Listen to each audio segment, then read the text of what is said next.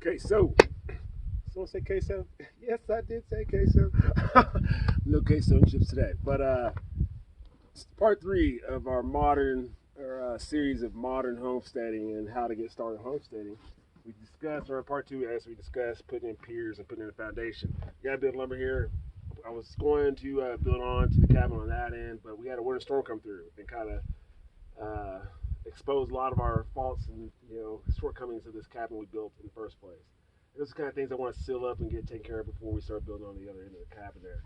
And this was the first section of the cabin we built hastily back in early January when it was still winter out here. So something we need to remodel and redo because it's very hastily done. There's all kind of tarp crap, all kind of stuff in there I want to pull out and just redo it. So what we're going to end up doing is put new piers in here. We're going to end up taking out these piers or modifying those piers because those piers were set in, not in concrete. They were not set in the ground in concrete. They were set in right on top of the soil, right on top of the permafrost that was out here in January. So during the winter time, it was, okay. But as it started to thaw, of course, all that stuff started to settle and the cabin shifted this way. So that whole kitchen area there is shifted and we wanted to secure that so we don't have any problems. So we're going to end up doing it anyways. We want to put an extra room up here in this loft room and make that ceiling higher because the ceiling in there is real short and low. Like I said, this inn was built hastily, so we want to go ahead and take advantage of this warm weather. We did get a blizzard a few days ago, so it's coming. So we got to get ready and make sure we're all ready to do this. Anyways, so we're going to end up doing is putting these two piers in. We're going to extend this loft room out this way and raise the roof up so that it has a lot more headroom in that loft area and a lot more bedrooms. So it's like a master bedroom on this end. And we'll extend the kitchen out. I'm not sure if it's going to be all kitchen or leave the kitchen as is. It's not a place that we use a lot anyways, besides cooking and heat and stuff. So might be using this as a shop or another room, or I don't know. Who knows? So right now, we're going to go ahead and start setting this. I'm going to show you guys how to do this with a one-man job. This is a one-man job. So this whole cabin was built with one man, and anybody can build it as long as you think physics and kind of use, certain techniques. To help you, techniques and methods that'll help you put things in place with using only one person and two hands. And now you can see what we did here. I'll walk you through this real quick. We set in a 2x6 and we screwed it in with one screw up top there. And that's what allows us to do is to pivot this up into position and mount it to this beam here and allow us to mount that beam so it's set right. So it's set in a level position. And we got our level, we got everything ready to go here. So we're ready to go as soon as we get up there, we can get it level, we can get it set. Then we'll have to jump down, grab that 2x6 and get it mounted on that side and get that set as well. So it's a little bit of running around, a little bit of balancing act, but you can do it quickly, you can get it done yourself by yourself.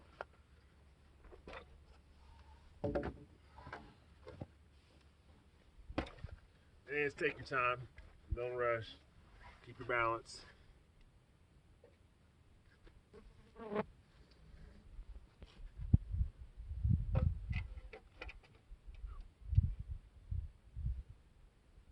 Make sure everything's level before you sink it in. The last thing you want to do is get things put in and built, and you're stuck with something that's not even level. You have to go make adjustments. You don't want to have to make adjustments after the fact, that's for sure.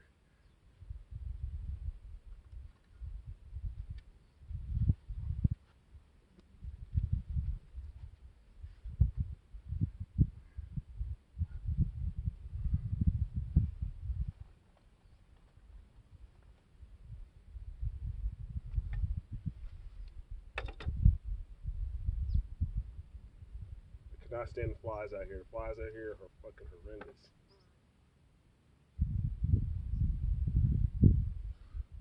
Oh, don't fall. About fell myself. It's always good to have good equipment, good ladder, maybe even a helper. But I'm kind of an introvert, so I don't like talking to people too much.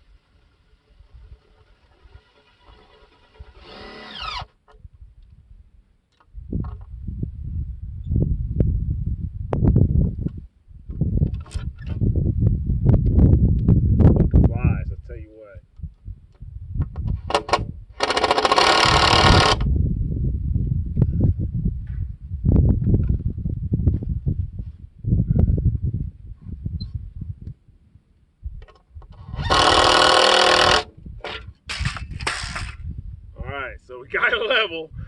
This fucking flies won't leave me alone. We got it level, so we're going to sink a few more screws in here just to make sure this bad boy doesn't fall down on us.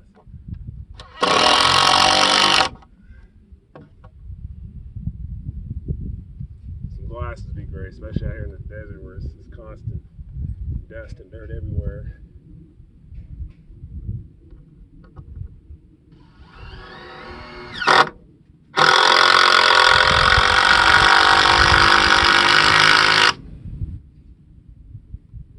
Another thing I like to do once it gets set like that is put a, I call it some cripples, but a brace.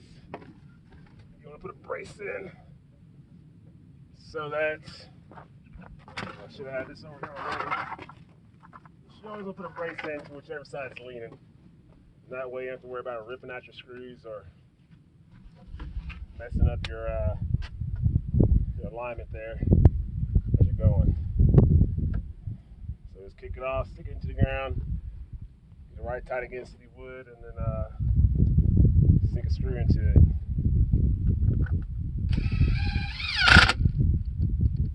Make sure everything's straight still.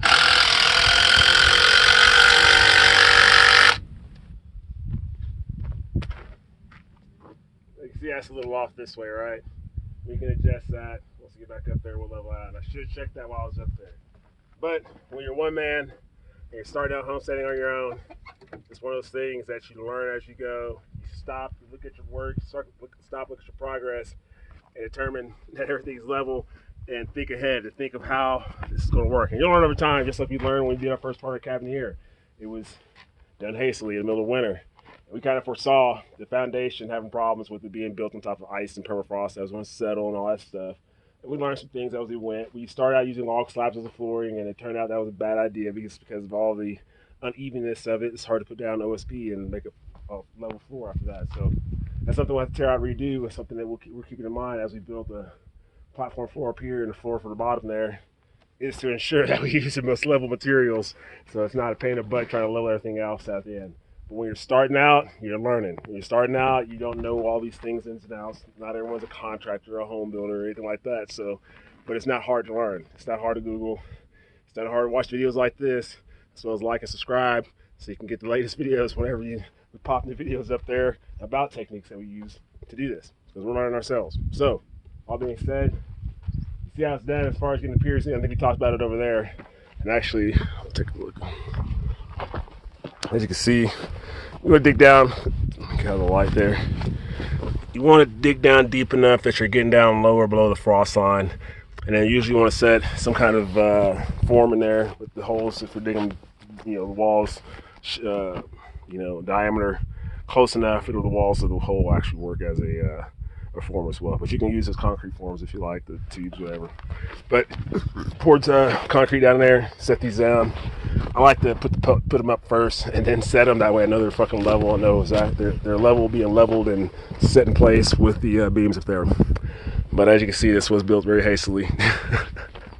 I'm not even proud of it at all. You can see tarps and Tyvek and all kind of shit sticking out where we're trying to seal this thing up.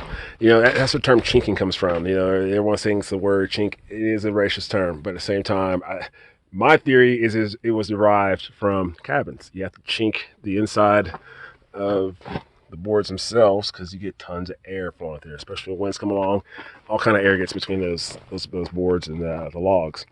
So you have to go through and chink, which is put material in between some kind of adobe or fucking drywall material, anything. I mean, we're going to use, and we have used, as you see, expanding foam. It's one of the good things to use because you can put it right in the crack and it fills up, and the color matches the wood, and it looks a lot better than other materials like the a lot of times you see right here in the mountains they're using the some kind of white mud material. I'm guessing it's some kind of derivative of those rocks, some of the minerals around here. And they use that as their chinking material to fill in between those gaps and those cracks and stuff inside the log cabin. But either way, once you get these piers set, then these things are just locked in solid. But I want to put these 2x6s up and get everything square and level before I set the concrete in and set them in that means.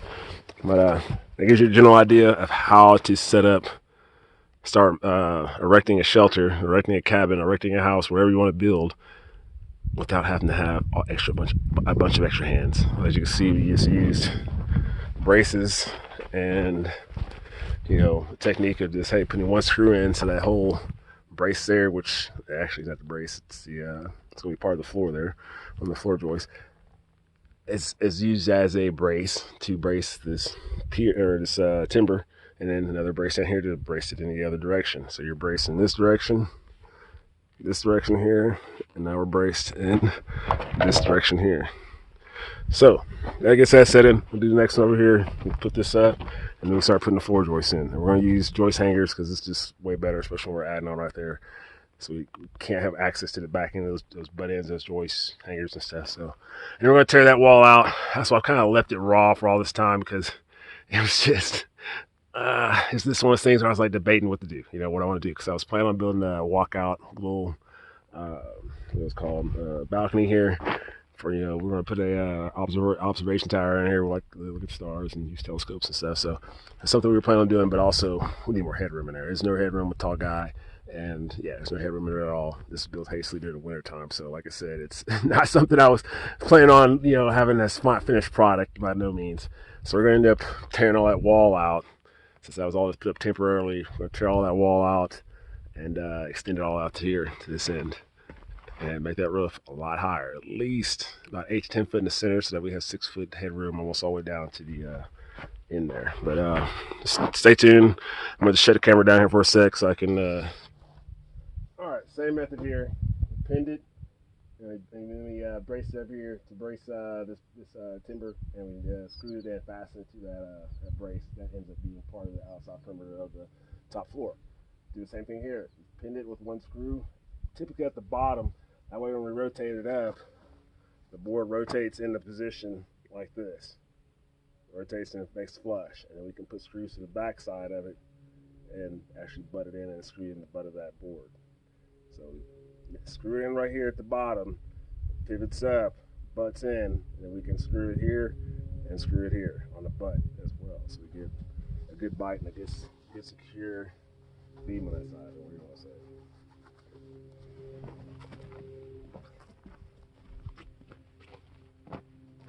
Say once that's screwed in at the bottom corner, we'll come back down here to this timber and pull it up into position. Grab a level.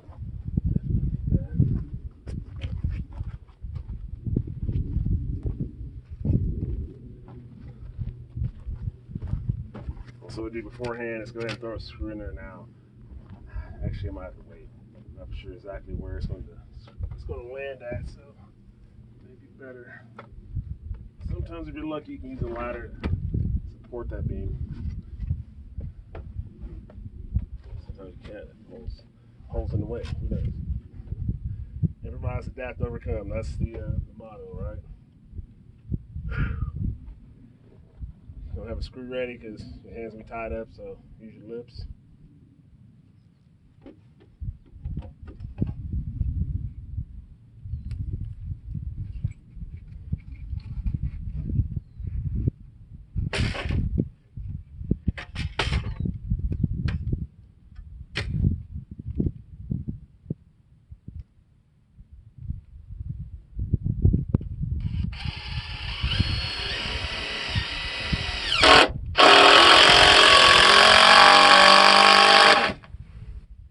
One thing I forgot to do on that one, I need to do on this one, is make sure the level up and down.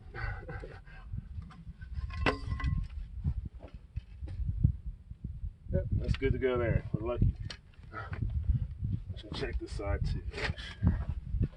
There's something that. What sound is that? Sounds like someone's falling. We're on a point there too, so we did a good job getting that level on those two directions.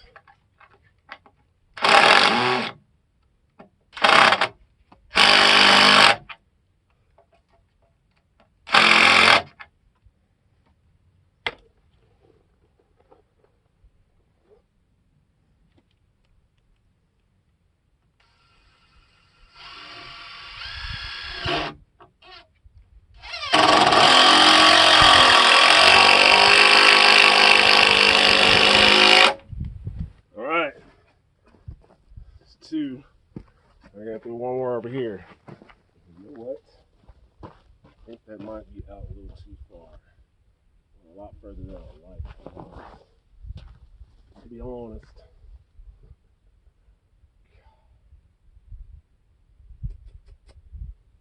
Right there. We'll take a look when we get another 2x6 over here.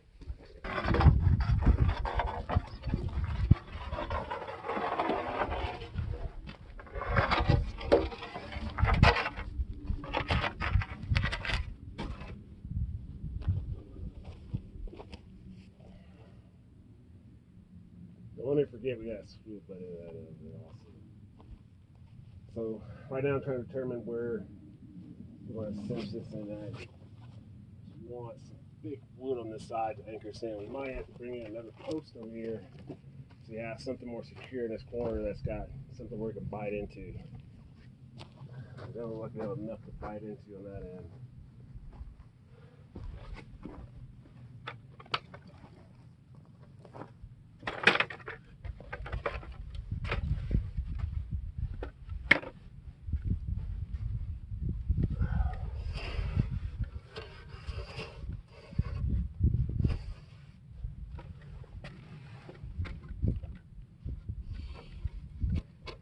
We're not going to worry about making it level just yet because we want it to be level with this out here. So we're going to adjust it on that end to make it level. But right now we're going to, like I said before, we're going to pin it with one screw. So this end will pivot as we go to trim that in and put it in the correct position we want that.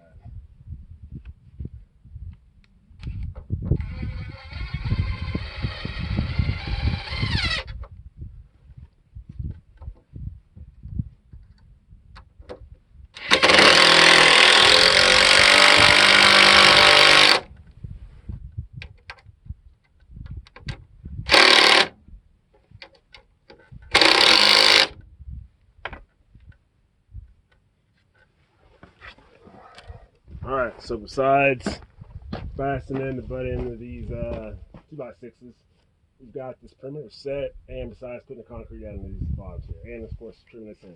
But you get the gist of it. So after this, we set the concrete and we put the rest of the screws in real quick. We'll start putting in the joists. So we'll start running joists across this way. Also, we're going to put another 2x6 across that wall there, just have a flat surface, put the joists in with joist hangers. And then we'll start running the joists across this way. And after that, put our OSB down and start putting up walls and put the roof on. And we're going to raise the roof on this side and raise the walls up higher that side, so it's one larger room with a taller ceiling. Stay tuned, huh? Got some of the one of the joists in. We put joist hangers in. We had to set those in. It's gonna make it a lot easier for one man band here to set these joists. So we're setting the joist in at one end, and that way it gives us a little notch to set one end in, and we can take a measurement, or we can use one end to hold one end, wipe at the other end. You get the gist. So either way, we're going to go ahead and finish off putting these on 24-inch center. I'm also going to put another timber right here in the middle just for added security. We get some heavy winds out here, some heavy blizzards, so just from added security there, and don't have to worry about it tilting and leaning like this old first initial piece of the cabin we built started to lean as the weather started to change. But either way, we're going to make it a lot sturdier this time around. Put some nice concrete mounted anchored piers in there, and using some joist hangers and ties and so forth, steel ties. So just stay tuned, and we'll check in here in a second after we get the rest of these joists in. Alright, so got the joist in for the top floor. Of course, it's in this room up here. It's going to be here today, so we're going to call it a day here.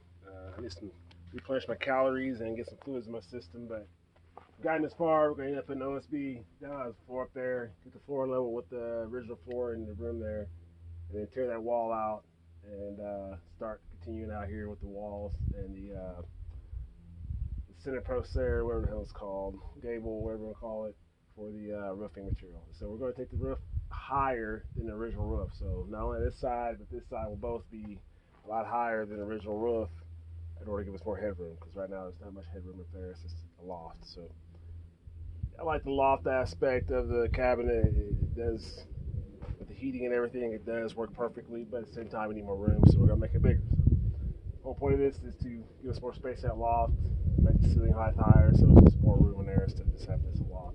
Especially this we're going to be going through the winter with, because the other portion of the cabin we're not going to go fish before the winter. I don't want to put so much faith in fishing for the winter, so we're going to make ourselves comfortable through the winter. And once winter gets through, this next spring, we'll finish the rest of the cabin. For now, we're going to stop now and grab some calories.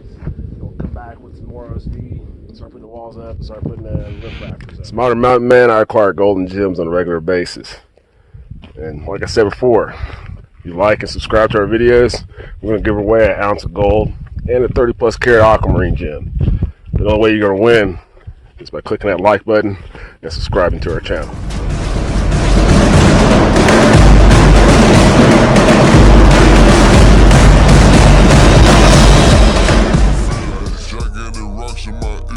Let's get it clear. It ain't money that I can't hear. Don't take a belt on my jib, gun on my hip. Don't get your shit peeled. Hey.